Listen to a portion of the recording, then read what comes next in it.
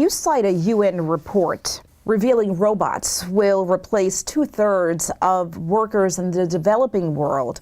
What will it mean for those countries, and what will it mean for America? What will it mean for the American worker? Sure.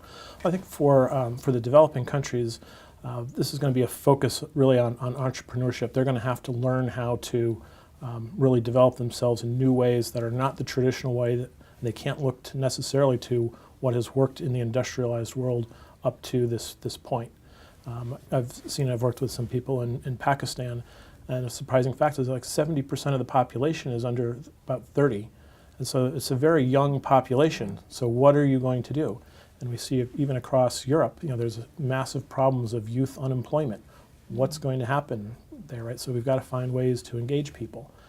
What does that mean for the U.S.? I think there's a lot of talk these days about bringing jobs back that were lost to outsourcing in the future. Well, if those jobs are going to be destroyed in the developing world, they're probably not coming back here, at least not in the same numbers that were there. And the nature of them is going to be different.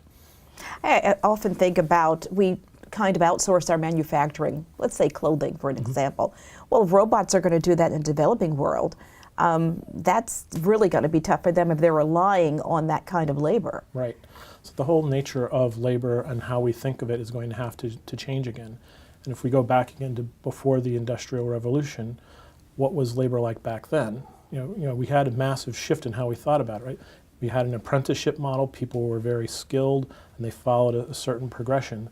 Then the Industrial Revolution happened, and now everything changed. The people who were in that mix had a tough time during that transition, but we made it, again, over time, and things worked out. Well, we're about to enter something like that again. And the question is, what will that future look like? And how will we shape it? And what will that transition be like? And so we have to think about that at all levels. Our governments need to think about that, but we as individuals need to think about that as well, because at the end of the day, we have to make sure we're taking care of ourselves.